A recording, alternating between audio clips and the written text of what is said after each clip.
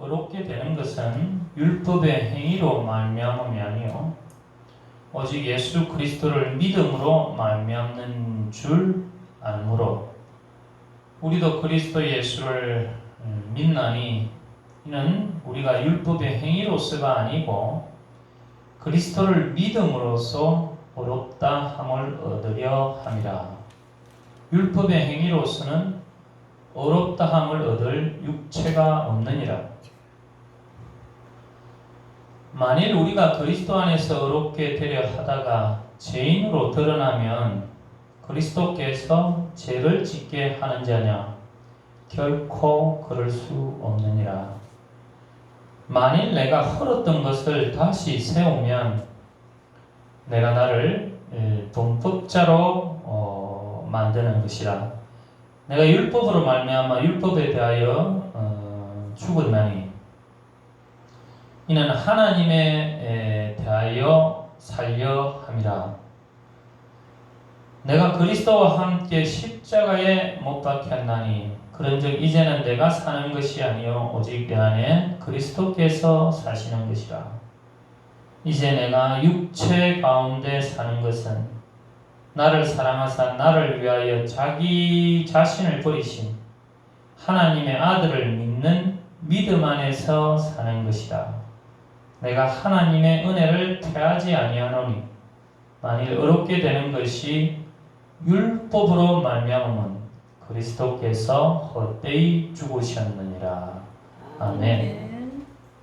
할렐루야. 어려움의 길이라는 제목으로 함께 은혜를 나누고자 합니다.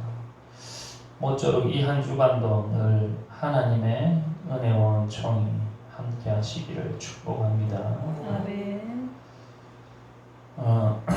믿음도 그렇고 모든 것이 이 신앙도 지식도 그렇지만 모든 삶이 뿌리가 튼튼해야 됩니다. 뿌리가 튼튼해. 건물도 이렇게 기초가 튼튼해야 됩니다.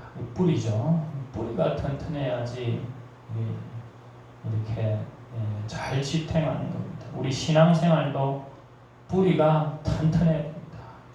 이런 코로나19 이런 어떤 질병 속에서도 우리 신앙이 우리 뿌리가 튼튼하면 안팎으로 찾아오는 여러 가지 공포와 또 흔들림 속에서도 좌절하지 않고 실망하지 않고 믿음으로 굳게 설 줄 믿습니다. 그래서 우리가 이런 위기 속에서 내 뿌리가 어디에 있는지, 내 신앙의 뿌리가 어디 있는지, 내가 약속하신 말씀을 붙잡고 있는 것인지, 세상을 의지하고 있는 것인지, 무엇을 의지하고 있는 것인지 우리 한번 돌아보고 우리의 뿌리를 튼튼하게 하는 그런 우리의 신앙이 되시기를 축복합니다. 아멘. 며칠 전에 폭우가 쏟아지고 그랬는데 이런 폭우에도요 뿌리가 가냘픈 그런 어떤 나무나 이런 것들은 쉽게 이렇게 쓰러지고 그럽니다. 그러나 뿌리가 튼튼한 것은 깊이 박힌 것은 특별히 바울이 그렇게 식물로 많이 비교했는데 뿌리가 깊숙이 박혀 있는 것은 절대 잘 넘어지지 않는 것입니다. 우리도 늘 뿌리가 튼튼해야 된다는 것을 말하고 있는 것입니다. 오늘 이 본문은 바로 그 뿌리를 튼튼하게 하라. 뿌리를 튼튼하게 하라. 왜냐하면 이 갈라디아서가 이제 기록된 것은 이런 배경이 있습니다. 이게 이제 대체적으로 이제 갈라디아 지방에 이제 바울이 이렇게 복음을 전했는데 그 당시 이제 우리가 사도행전에도 지난주인가 지난주인가 나누었듯이 이제 이단들이 들어오는 거죠. 유대인들의 어떤 그런 얄팍한 그런 어떤 장애들이 이제 들어오는 겁니다. 이렇게 우리 신앙도 좋은 일만 있는 거 없습니다. 호사다마라고 또 안 좋은 것도 찾아오는 거예요. 그래서 이제 다른 복음을 전하는 거예요. 복음을 희석시키는 거죠. 흔들어 놓는 것도 교회 안에. 지금도 우리 진리를 흔드는 그런 어떤 사단의 기교가 얼마나 많은지. 이 신천지 같은 경우에도 보면요, 이 사람들이 뭐 하나님을 안 믿는다 이런 이야기 아닌데요, 자꾸만 이렇게 말씀을 이용해가지고 이단 끝이 다르다는 것처럼 끝을 싹 보여. 결국에는 구세주가 뭐 이만이다 뭐 이런 식으로 몰고 가는. 그래서 우리는 항상 핵심적으로 뿌리는 항상 하나님, 예수 그리스도가 중심이에요. 하나님이 중심이 되고 예수 그리스도가 중심이 되고 말씀이, 이 약속하신 말씀이 중심이 되는 그러한 은혜가 있기를 축복합니다. 그래서 이제 어쨌든 이런 이단이 유대인들 속에서 이제 들어와서 어이구 예수만 믿어가 되는 게 아니다. 하나님 백성으로서 할례를 행해야 된다. 뭔가 할례를 행해야 구원을 받는다. 이런 식으로 흔들어. 이 남자의 표피를 빼듯이 뭔가 흔적이 있어야 된다. 사람이 좀 그렇잖아요. 예수님을 믿으면 구원받는다. 지금도 이렇게 하면 그걸 또 하나님이 와서 너 구원해 주면은 어찌 좋겠는데 그렇지 않잖아요. 그러니까 뭔가 자꾸만 이 사람들을 붙잡으려고 하는 겁니다. 그걸 이제 노리는 거죠. 맞다. 할례를 받아야 되는 거 아닌가? 그러다 이제 결국에는 예루살렘에서 회의가 진행됐어요. 사도들에게 진행돼요. 그럴 필요 없다. 오직 그때 이제 베드로가 이렇게 설교를 합니다. 베드로 자기가 이제 이방인들을 이방인들이 이렇게 고넬료에게 이렇게 성령이 임하는 것을 자기가 환상으로 보고 그렇게 또 가서 세례를 주고 그랬거든요. 그러니까 아니다, 할례 안 해도 구원이 이루어지는 걸 내가 직접 했고 내가 목도했다. 다 자신이. 우리도 그런 믿음이 있기를 축복합니다. 이단들이 상식을 벗어나고 이상한 소리 하면요, 아니다, 예수님이 구원의 핵심이다. 예수님을 믿으면 요즘도요 그런 것들이 있어요. 이렇게 아니야, 뭔가 믿는 사람들이 그렇게 아니야, 구원은 행위처럼 이렇게 딱 밀고 가려고 끌고 가려는 사람들이 있어요. 그럼 구원해요. 진짜 구원은요, 예수님께서 이 땅에 그러면 오실 필요가 없는 거예요. 우리가 안 되니까, 우리가 절망이니까 하나님이 대신하시는 거예요. 그래서 우리가 얻게 되는 것은 예수 그리스도의 은혜밖에 없는 거예요. 예수 그리스도의 보혈의 공로밖에 없다. 그거는 어떤 상황 가운데서도 우리가 흔들려서는 안 돼요. 이게 착한 뿌리가 바뀌어요. 인간은 절망이다. 율법은 결국 인간의 절망을 이야기해 준 거예요. 우리가 율법대로 다 지킬 수가 없잖아요. 우리가 인간의 절망이구나. 그 율법의 의로는 우리가 어려워질 수가 없는 거예요. 오직 예수 그리스도가 그 율법을 다 맞춰주시고 자기 몸으로 완성시켜 주신 거예요. 그래서 우리는 예수님께서 율법을 완성시키고 폐하해 주시고 그 맞춰 주셨기 때문에 그 예수님께서 지켜주신 그 율법을, 예수님을 따라서 나아간다는 거예요. 내가 다 할 수 없는 것을, 인간이 절망인 것을 예수님이 지켜주셨으니 예수님이 완성시켰어요. 나는 이런 말은 좀 꼽사리 낀 것 같아. 쉽게 표현하면 꼽사리 낀 것 같아. 나는 예수님을 믿음으로 등 따라간다. 그렇게 생각하면 되는 거예요. 예수님의 은혜로 살아가는 거예요.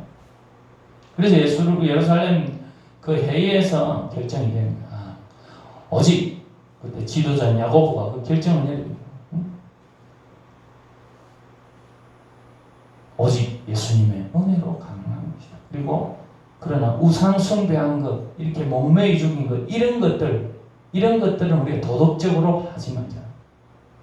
그거는 안 믿는 사람들이나 믿음이 약한 사람들한테 돈이 안 되니까 그런 도덕적인 그런 것들 이렇게 지키자 하는 어떤 그런 회의 결정을 했어요. 그 결정하고 나서 바로 이 갈라디아서 그 이후에 적혀있던 겁니다. 그렇죠.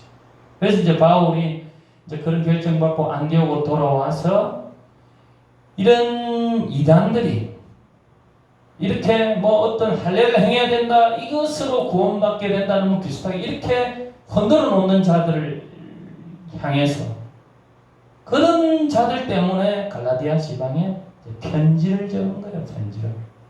아니다. 우리는 은혜로 자유인이 됐다. 예수 안에서 자유인이 됐다. 우리 자유를 흔들지 마라. 이게 자유의 현장이거든, 갈라디아. 우리 자유 흔들지 마라. 진리 안에서 우리가 자유로워진 것. 우리가 하나님의 은혜로 자유로워진 것. 하나님의 은혜로 우리는 의로워지는 것인데 이거를 흔들지 마라 말이야. 이걸 흔들지 마라. 우리 의롭게 되는 것은 하나님의 은혜요. 예수 그리스도의 그 보혈의 공로인데 이거 흔들지 말라고 그렇게 이야기해요. 근데 이게요, 얼마나 이단들이 참 우리를 흔들고 또 깊숙이 파고들고 우리의 연약함을 흔들고, 심지어는 요 앞부분에 보면 심지어는 베드로까지 흔들렸다는 이야기를 봅니다. 베드로까지 흔들렸다. 그래서 여기 11절에 보면요, 게바가 베드로가 안디옥에 이르렀을 때 책망받을 일이 있기로 내가 그럴 때 내가 책망해도 바울이 용기가 좋습니다. 아무리 지도자급에 있고 수제자라도 자기가 틀린 것은 단호하게 이야기를 하는 거예요. 이거는 진리를 어긋나니까. 그래서 12절에 보면 야고보에게서 온 어떤 이들이 이르기 전에 게바가 이방인과 함께 먹다가 그들이 오면 그가 할례자들을 두려워하여 떠나 물러가며 남은 유대인들도 그와 같이 외식함으로 바나바도 그들의 외식에 유혹되느니라. 이 베드로도요, 이방인들과 와서 식사하고 이러면 안 되거든요. 옛날에는 이래 하면 안 되는데, 근데 그 사람들하고 식사하다가요, 실적이 피해가 돼. 안 먹는 척 하면서 피해가 돼. 그런 식으로 이 자기 안에서 비겁함이 드러났다.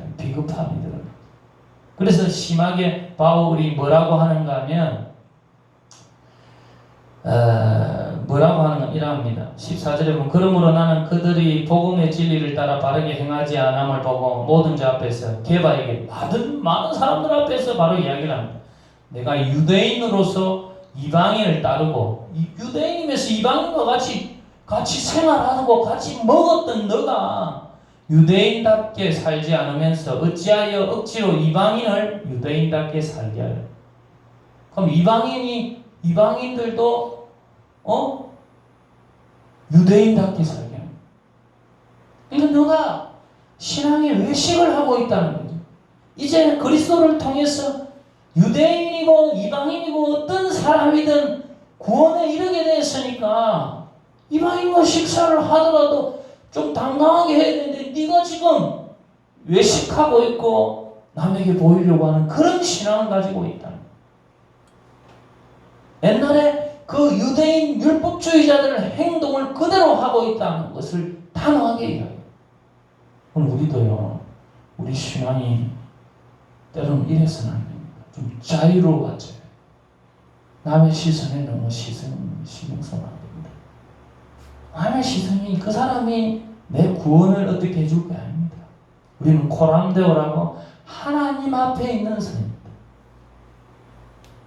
나는 하나님의 은혜로 하나님을 통해서 내가 구원받아. 내가 이제는 살아도 죽어도 하나님이 원하시는 뜻대로 남의 눈치 보면서 이렇게 자기 신앙을 속이면 안 됩니다. 그게 외식하는 신. 베드로가 너는 이방인의 원래 사도행전 10장에 고넬료를 네가 세례주고 그가 구원받은 것을 체험한 너가 그런 식으로 이렇게 하느냐는 식으로 말하는 거예요. 우리들도 하나님의 은혜로 구원받았는데 너무 사람 눈치 보면 그렇다고 해서 예의를 어긋나라는 건 아닌데, 그러나 중요한 것은 어떤 상황에서도 때로는 내가 핍박당하고 때로는 내가 어떤 다른 사람들한테 좀 어떤 비웃음을 당하고 또 어떤 뭐랄까 그 사람이 나에게 어떤 잘못된 생각을 할 수 있는 것, 생각이 좀 안 나는데 하여튼 그런 어떤 좀 누명 아닌 어떤 걸 쓰더라도 나는 하나님 앞에 있는 선 존재다, 이게 하나님의 뜻이다 하면요, 그 사람들이 나를 어떻게 생각하든 내가 하나님 뜻 안에 서 있어야 될 줄 믿습니다. 네. 그렇다고 해서 독선을 부리라는 거 아니에요. 내가 딱 보고 이것은 하나님의 정의다, 하나님의 은혜의 진리를 따르는 길이다 하면요, 강하게 예스할 건 예스하고 노할 건 노할 수 있는 그러한 신앙의 성숙함과 배짱이 있으시기를 축복합니다. 아멘. 그러면서 바울이 오늘 본문을 이야기합니다. 내가 좀 전 서두를 좀 길게 했지만, 서론을 길게 했지만 그렇게 해야 이해를 하실 거예요. 그러니까 이제 핵심을 이야기합니다. 그러면서 16절에 바울이 이야기를 합니다. 사람이 의롭게 되는 것은 율법의 행위로 말미암음이 아니요 오직 예수 그리스도를 믿음으로 말미암는 줄 알므로 우리도 그리스도 예수를 믿나니 이는 우리가 율법의 행위로서가 아니고 그리스도를 믿음으로써 의롭다함을 얻으려 함이라. 율법의 행위로서는 의롭다함을 얻을 육체가 없느니라. 아멘. 로마서 3장 10절. 의인은 없나니 아무도 없대요. 율법은 그림자입니다. 예수 그리스도를 보내주실 모학 선생이고 그림자. 우리가 그림자를 보고 그 그림자에게 이끌려가 되겠습니까? 실체를 따라가야 된다. 그 실체가 뭐냐? 실체는 반찬의 실체가 아니고 그리스도가 실체다. 그리스도가 우리를 용서해주고 사랑해주고 우리의 절망을 해결해줄 소망이고 생명이고 구원의 방주고 우리를 정말 도우시고 우리를 지켜주실 분이다. 그 실체를 붙들기를 축복합니다. 아멘. 어렵게 된다는 건 바로 구원을 말하는 거예요. 인간은 죄로 인해 절망에 빠졌습니다. 우리는 하나님께 갈 수 없는 존재. 거룩한 하나님께 나아갈 수 없는 이 거룩은요 하나님의 본질이에요. 거룩한 하나님께 우리가 나아갈 수 없는 거예요. 쫓겨난 거예요. 거룩하신 예수 그리스도의 보혈을 의지해서 우리가 거룩하고 나아갈 수 있다. 거룩 거룩함은 우리 인간은 안 되는 거예요. 유대인들이나 그 어떤 그 아주 바리새인들 예수를 경멸한 아주 고급적인 그 바리새인들, 심지어는 좁쌀까지도 11절. 그렇다고 해서 그 사람들이 거룩한 거 아닙니다. 오직 하나님을 의지하고 우리 죄를 덮어줄 예수 그리스도, 그분만이 우리를 의롭게 하실 그분임을 믿으시기 바랍니다.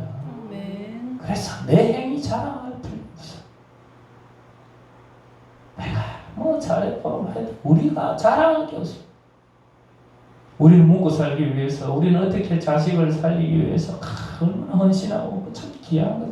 그러나 그걸 어렵게 아무 죄 없으신 예수 그리스도. 한번 생각을 해보십시오. 우리는 뭔가 대가를 바라고 막 그러지만 예수 그리스도는 아무 대가 없이 우리를 살리기 위해 그 보혈을 흘려주시고 우리를 구원해 주시고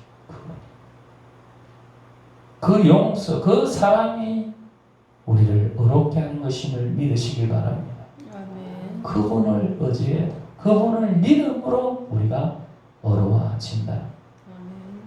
심지어 이렇게 이야기합니다. 17절에 보면 만일 우리가 그리스도 안에서 의롭게 되려 하다가 죄인으로 드러나면 그리스도께서 죄를 짓게 하는 자냐? 결코 그럴 수 없다. 결코 그럴 수 없다. 우리가 다시 율법을 지키면요. 우리가 죄가 있어서 뭔가 율법을 지키는 거 아니겠습니까? 율법을 의롭게 된다는 거 아니겠습니까? 그렇게 한다면 그리스도의 그 은혜가 다시 아무것도 아닌 걸로 낸 거라죠. 아니 용서해 줬는데 예수 그리스도가 그 율법을 다 지켜주시고 완성해 주셨는데 근데 우리가 또 그걸 붙잡으려고 또 그거로 어렵게 된다고 하는 거예요. 법은 누구 때문에 있습니까? 사실은 법은 사실 죄인들 때문에 뭐 선한 사람들만 있으면 그 율법이 뭐가 필요하겠습니까? 법 없어도 사는데 그래서 법 없이도 산다는 뜻이에요. 그 법으로 또 뭔가 자기가 의로워진다면 그리스도의 그 은혜를 허무하게 만드는 거 아니에요. 그래서 18절에 만일 내가 흘렀던 것을 다시 세우면 내가 나를 범법자로 만드는 것이다. 율법을 예수님께서 흘러주시고 완성해 주셨다. 우리가 지키지 못할 것들을 다 완성해 주셨다. 율법의 완성이 뭔지 압니까? 사랑입니다. 사랑. 우리 신약 성경 결국에서 서로 사랑하라 이래 놓습니다. 결국에는 이 성경의 전체가 내가 너희를 사랑하지 예수님께서 그 말씀을 하고 내가 너희를 사랑하지 너희도 서로 사랑하라. 정말 그 사랑을 우리가 할 수가 없네요. 내가 너희를 사랑한 거지. 그 사랑 그 희생을 우리가 어떻게 하겠어? 우리가 때로 선교사로 나가고 때로 손영원 목사님 같은 이런 사람 자기 자식을 죽인 원수를 그렇게 사랑하고 자기 양자로 받아들이는 이건 인간적으로는 이해가 안 됩니다. 하나님의 사랑, 성령님의 도움이 없으면 안 돼요. 예수 그리스도께서 내가 너희를 사랑하지 너희 서로 사랑하라. 이게 우리가 또 율법을 완성시키신 하나님의 뜻을 따라 살아가는 것이다. 따라 살아가는. 그래서 여기 19절에 보면 내가 율법으로 말미암아 율법에 대하여 죽었나니 이는 하나님에 대하여 살아나니라. 살려. 율법에 대하여 내가 율법으로 말미암아 율법에 대하여 죽었나니. 율법은 결국 죽는 거예요. 인간이 죽음밖에 없다, 절망밖에 없다는 걸 가르쳐요. 그러나 하나님은 생명을 주시는 거예요. 하나님은 우리 대신 율법을 다 지켜주시고 우리가 지켜야 될 것은 몸소 십자가에서 다 지켜주시고 완성시켜주셨다. 그래서 하나님을 통하여 우리가 살아날 수 있다. 그리스도를 통해서 살아날 수 있다. 그리고 우리가 율법을 또 율법의 그 완성을 지켜나가서 서로 사랑할 수 있는 것도 그리스도를 통해서 성령을 통해서 우리가 그 사랑을 나타낼 수 있다.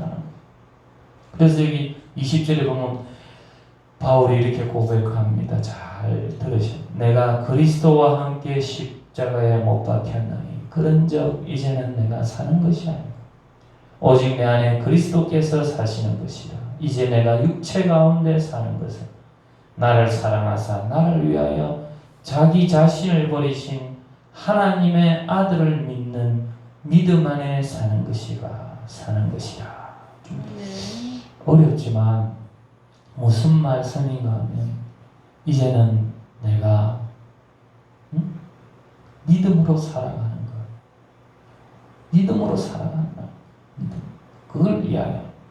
이제 내가 정말 세상적인 욕심이나 그 어떤 세상적인 육체적인 정욕으로 살아가는 것이 아니야. 그러면은 내가 율법의 정죄를 그대로 받고 살아가는 거야. 내가 또 죄로, 그래서 어떤 사람들이 이렇게 생각합니다. 구원을 받으면 마음대로 살아가도 된다. 뭐 이렇게 해서요. 구원을 받으면 자기가 죄를 짓고 뭐 이렇게 아무 상관없다 착각하고. 예수를 믿는다는 것은 죄에 대해서 죽는 거예요. 그건 바로 내가 육신의 욕심대로 살아가는 거예요.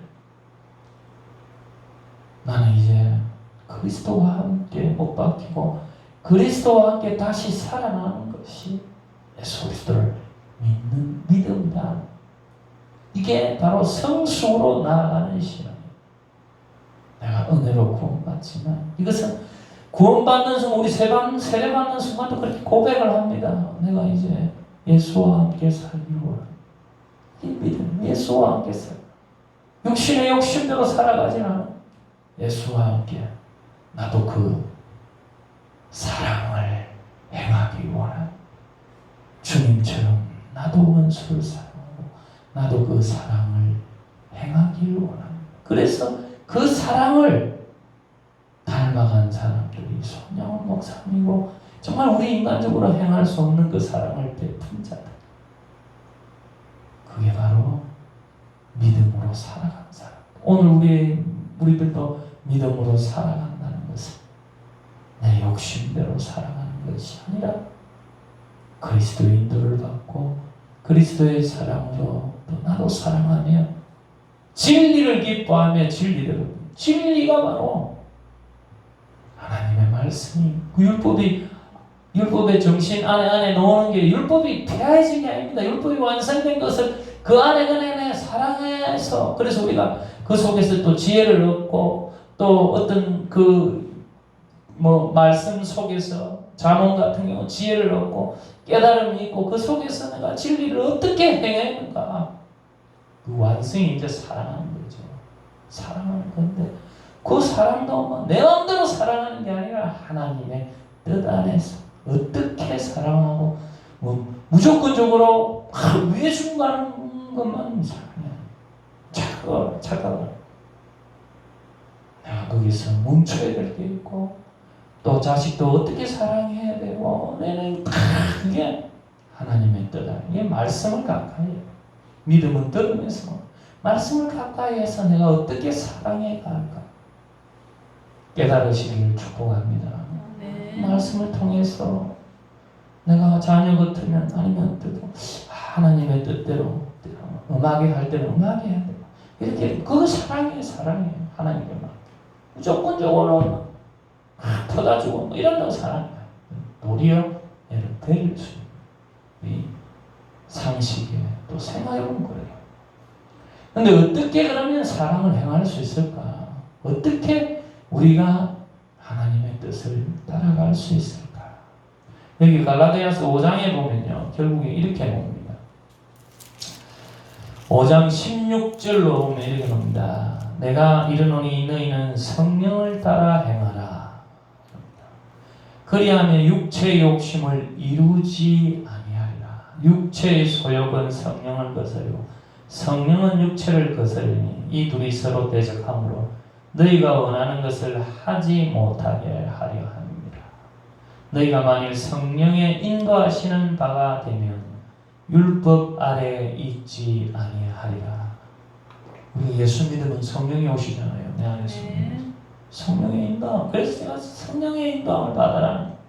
육체의 일은 분명하니 곧 음행과 더러운 것과 호색과 우상숭배 주술과 원수 맺는 것과 분쟁과 시기와 분냄과 당기는 것과 분열함과 이단과 투기와 술취함과 방탕함과 또 그와 같은 것들이라. 전에 너희에게 경강같이 경계하노니 이런 일을 하는 자들은 하나님의 나라를 유업으로 받지 못하고 오직 성령의 열매는 사랑과 희락과 화평과 오래 참음과 자비와 양성과 충성과 온유와 절제니 이 같은 것을 금지할 법이 없느니라. 아멘. 그리스도 예수의 사람들은 육체와 함께 그 정욕과 탐심을 십자가에 못 박았느니라. 아멘.